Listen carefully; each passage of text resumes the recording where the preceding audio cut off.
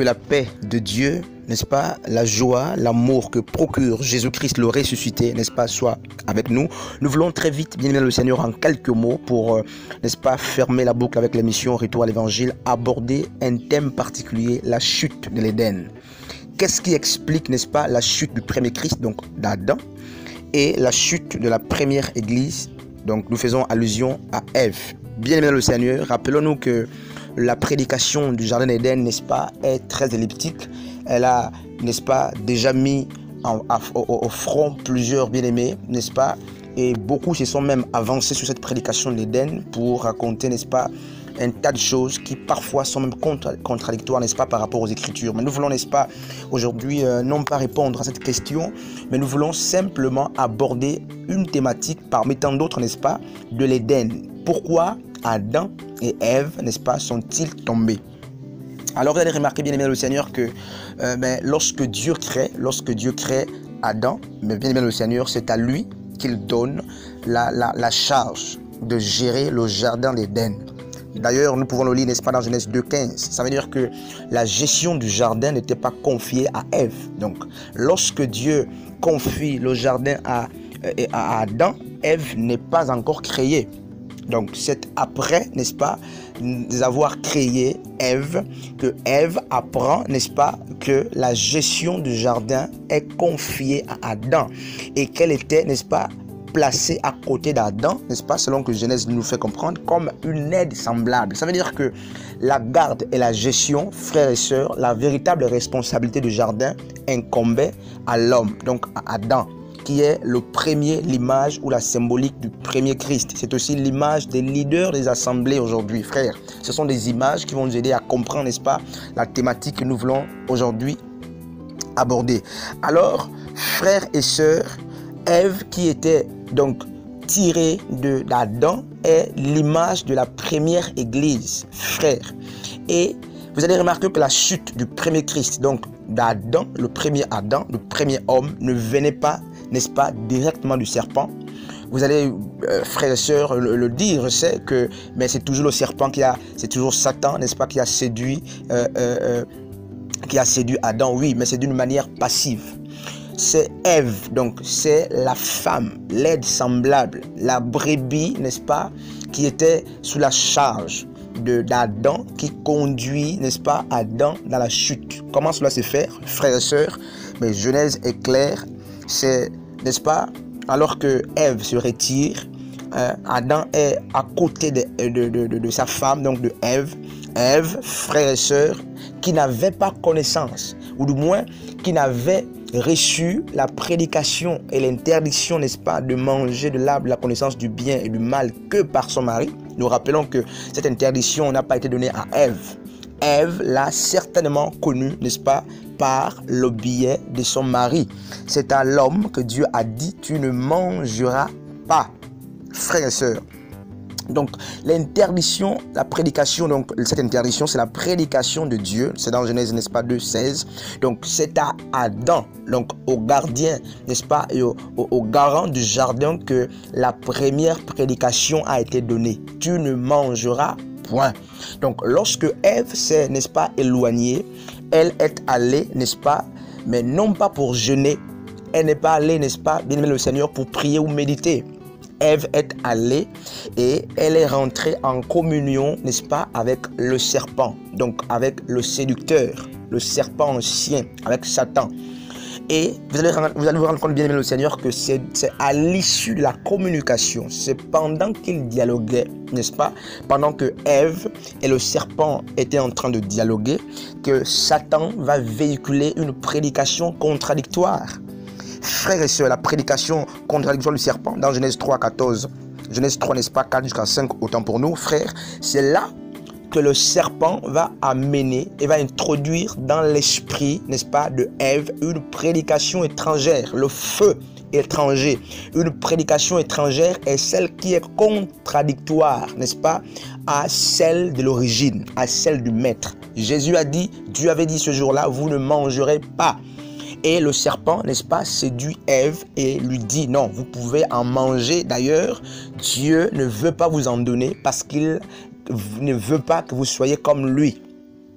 frères et sœurs, donc, aussi longtemps que Ève n'avait pas, n'est-ce pas, dialogué, communié avec le serpent, elle n'avait aucune confusion en elle. Frère, la convoitise de Ève, n'est-ce pas, la chute de Ève est venue d'une part par le fait qu'il y a eu, n'est-ce pas, ce jour-là, une prédication contradictoire, c'est-à-dire, n'est-ce pas, la prédication, n'est-ce pas, de l'étranger, de Satan.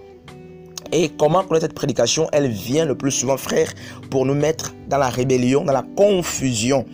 Et donc, Ève, après avoir communié, frères et sœurs, avec le serpent, trouve désormais, n'est-ce pas, que le fruit de l'arbre interdit était désormais bon. Alors qu'elle avait pour habitude de voir, n'est-ce pas, ce fruit et cet arbre. Elle n'avait jamais convoité.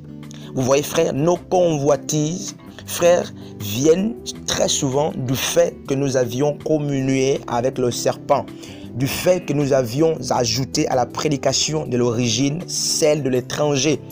Et frères et sœurs, pendant que Ève, donc la première église, était en train de communier avec, n'est-ce pas, le serpent, frère, la Bible est claire. Lorsque vous lisez Genèse 3 à partir du verset 6, on nous montre, n'est-ce pas, le caractère passif d'Adam, donc du gardien et du responsable du jardin. Adam était silencieux, donc il a laissé, n'est-ce pas, sa femme communier, dialoguer avec le serpent. Frères et sœurs, beaucoup de leaders aujourd'hui parmi nous laissent, n'est-ce pas, les brebis discuter avec, n'est-ce pas, le serpent. Beaucoup parmi nous ont laissé le peuple dialoguer avec le serpent. C'est pourquoi vous allez constater, frère, qu'il y a des dégâts ici et là, personne n'en parle. Mais nous oublions que c'est à nous que la responsabilité, le mandat de la gestion a été, n'est-ce pas, confié. Frère, Adam était donc passif. Et donc la première Ève, donc c'est Ève, donc c'était la première église qui cause la chute, n'est-ce pas, du premier Christ. Donc, frères et sœurs, la Bible est claire, n'est-ce pas? Lorsque nous lisons 1 Corinthiens 15, 45, avant que je me trompe, frère, la Bible dit que Christ est le second Adam. Donc il vient pourquoi? Pour réparer l'œuvre, n'est-ce pas, de l'œuvre déchue du premier Adam. L'œuvre déchue de la première église. On comprend donc que la première église, Ève, est tombée, le premier Adam est tombé. C'est pourquoi Dieu trouve opportun, nécessaire d'envoyer un second Adam, Christ. Et le même Christ va procéder de la même manière. Il va mourir, n'est-ce pas, pour engendrer son église, son ecclésia, n'est-ce pas? Selon que Matthieu 16, 18 nous fait comprendre, frère, qu'il a lui-même bâti son église. Et frères et sœurs, c'est aussi un peu la même histoire avec Aaron, n'est-ce pas, dans Genèse 32, 1 à 14. Il y a que le peuple, n'est-ce pas, ce jour-là, à l'absence de Moïse, convainc, n'est-ce pas, Aaron de faire un dieu, un veau d'or. Faisons, n'est-ce pas, un dieu qui marche. Et vous allez remarquer que la chute même d'Aaron, n'est-ce pas, ce jour-là, venait du peuple. Beaucoup de brebis sont, n'est-ce pas, à l'origine du déviement des hommes de Dieu. Homme de Dieu, c'est vous avez reçu la vision, vous avez reçu le mandat, gérer, n'est-ce pas, la vision.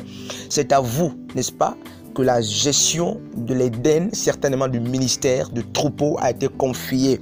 Ne restons pas passifs comme Adam, n'est-ce pas? À cause de la passivité et à cause du faux sentiment qu'il avait pour Ève, n'est-ce pas? Le sentiment humain a dominé les intérêts de Dieu. C'est pourquoi Adam, qui était conscient de la prédication de l'interdiction, a mangé le fruit. Pourquoi, frère? Pour plaire à la brebis. Combien, n'est-ce pas, parmi nous, n'est-ce pas, mangent-ils la fausse manne? Combien parmi nous, n'est-ce pas, sont dans la complaisance, n'est-ce pas, parce qu'ils veulent préserver le sentiment qu'ils ont avec Ève? Adam a préservé le sentiment avec Ève et ce sentiment, n'est-ce pas, a dominé celui qu'il avait avec Dieu. C'est pourquoi il a mangé par amour, n'est-ce pas, de Ève. Beaucoup d'hommes de Dieu parmi nos frères, beaucoup tombent parce qu'ils priorisent le faux sentiment. La Bible dit, n'est-ce pas, que si ton œil est une occasion de chute, ton œil, ta main, frère, ici il n'est pas question de l'œil de l'autre, il n'est pas question de la main de l'autre, on dit c'est ta main, c'est-à-dire si une personne à qui tu es attaché, un parent, un frère, une femme, ton mari, un collègue, un frère chrétien, ça dépend. C'est-à-dire que si ce frère ou cette sœur est une occasion de chute, il faut qu'il soit une occasion de chute. S'il constitue une occasion de chute, frère, coupe les relations avec ce frère. Vous direz, mais le pasteur Christ n'a pas c'est pas l'amour, ce n'est pas une question d'amour, c'est une question de vie ou de mort. Si ta relation avec Dieu, n'est-ce pas, prend un coup à cause des fréquentations malsaines d'un frère ou d'une sœur, à cause, n'est-ce pas, de communication, de commérage, à cause, bien aimé le Seigneur, des injonctions, à cause, n'est-ce pas, du venin qu'injecte un frère ou une sœur, qui est l'image de ton œil ou de ta main, coupe la relation. C'est ce que la Bible nous fait comprendre. Parce que Adam, ce jour, a eu certainement peur de couper la relation avec Ève. Il a mangé le fruit. Et, frères et sœurs, vous allez vous rendre compte que lorsque Dieu revient, il n'appelle pas Ève. Dieu n'appelle pas Ève, n'est-ce pas? Pourquoi? Mais parce que la gestion n'a pas été donnée, n'est-ce pas, à Ève. Ève était passive dans la gestion du jardin. C'est pourquoi en Genèse 3:9, Dieu dit à Adam, où es-tu? Parce que la mission, la responsabilité a été donnée à Adam. Bref, bien aimés, nous sommes pratiquement à la fin du temps qu'on nous a accordé. Mais ce qu'il faut retenir, c'est que, mais comme Ève, beaucoup parmi nous ne s'éloignent pas du jardin pour aller prier, méditer. Beaucoup de chrétiens, beaucoup de chrétiennes, lorsqu'ils s'éloignent dans l'intimité, plutôt que, n'est-ce pas, d'être en communion avec Dieu, mais ils sympathisent avec le serpent. C'est pourquoi vous allez remarquer que ce sont des commérages, des accusations, des jalousies ici et là, des haines. Ce sont des attitudes des chrétiens qui se retirent pour communier avec le serpent. Et lorsqu'ils descendent la montagne, lorsqu'ils finissent le dialogue, frères et sœurs, qu'ils ont eu avec le serpent, ils ont tendance à influer ou moins à influencer même Adam, c'est-à-dire même des frères autour d'eux. Même leurs responsables, les bergers, peuvent être influencés. Frères, si on considère que Ève est l'image, n'est-ce pas, de la brebis et Adam, le berger, vous allez comprendre que la brebis, Ève, a fait tomber, n'est-ce pas, Adam, le berger. Donc, il y a des brebis qui sont, n'est-ce pas, là pour communiquer avec le serpent. Leur manière de servir Dieu, c'est le résultat du dialogue avec le serpent. Les doutes, c'est le résultat du dialogue avec le serpent, frère. Le doute de Ève est venu du fait qu'elle avait dialogué avec le serpent. Vous accusez des frères, vous accusez des sœurs, vous accusez ici et là, mais vous racontez, vous tuez, n'est-ce pas, par des regards, vous êtes haineux, n'est-ce pas? Pourquoi? Parce que désormais, vous êtes en communication intime, comme Ève, avec le serpent. Et toutes les fois qu'un homme de Dieu, toutes les fois qu'un chrétien, qu'une chrétienne a un dialogue avec le serpent, frères et sœurs, le résultat, c'est la mort, c'est la nullité, c'est la honte. C'est pourquoi Ève et Adam se sont cachés. La honte, frère, c'est le résultat du péché. Et après la honte, frère, c'est la mort. Alors, bien aimé le Seigneur, retirons-nous, non pas pour communier avec le serpent, retirons-nous pour être, n'est-ce pas, en intimité avec Dieu. Retirons-nous pour parler à Dieu. Ne soyons pas comme Ève qui s'est retirée, n'est-ce pas, pour communiquer avec le serpent. Elle a communiqué avec le serpent et cette communication a engendré, n'est-ce pas, le doute. Et Ève, qui était une femme posée, n'est-ce pas, est devenue une femme dubitative, une femme indécise et incertaine. Elle a dû donc manger le fruit, elle a mangé et ne s'est pas arrêtée à se détruire elle-même. Elle a détruit, n'est-ce pas, même le berger Adam. Il y a beaucoup, n'est-ce pas, dans l'église qui ont l'image de Ève. Écoutez, n'est-ce pas, les racontages, des ragots, des commérages, des mensonges. Pourtant, ce sont des chantres, n'est-ce pas? Ce sont des frères et sœurs chantres, des prédicateurs, des intercesseurs. Ça dépend, mais la sémence est désormais, n'est-ce pas, émaillée de la coloration du venin du serpent. Pourquoi? Parce qu'ils ont discuté, n'est-ce pas, avec le serpent. Quand on discute avec le serpent, frère, il suffit de te rendre compte que tes pensées sont désormais obscures. La masturbation veut passer par là, les accusations. Tu es prompt à accuser plutôt qu'à intercéder. C'est l'image de quelqu'un qui est, n'est-ce pas, en dialogue avec le serpent. Des ragots ici et là, des commérages ici et là. Frères, des jalousies, de haine. Frères et sœurs, ce sont des attitudes de Ève. C'est-à-dire des personnes qui sont en dialogue avec le serpent. Veillons. Et Seigneur, bien-aimé le Seigneur, je vais terminer par là. Chers leaders, chers pasteurs, vous qui avez reçu le mandat de gérer, n'est-ce pas, ne soyez pas, n'est-ce pas, comme Adam, n'est-ce pas, un leader passif qui a laissé la brebis communier avec le serpent. Frère, un bon leader devrait au contraire interdire. Mais je suppose qu'Adam est resté silencieux. C'est pourquoi, frères et sœurs, il a mangé, n'est-ce pas? Il a laissé Ève communier avec, n'est-ce pas, avec le serpent. Et en tant que leader, lorsque vous laissez la brebis communier avec le serpent, lorsque vous laissez la brebis aller, n'est-ce pas, discuter avec le serpent, mais vous perdez votre responsabilité. Voici, frère bien-aimé au Seigneur, la chute de l'Éden. Elle est venue, n'est-ce pas, de la première église de Ève, n'est-ce pas, qui a fait tomber le berger. Bien-aimé, que Dieu nous bénisse. Nous nous retrouvons, n'est-ce pas, demain pour un autre numéro dans la paix du Seigneur.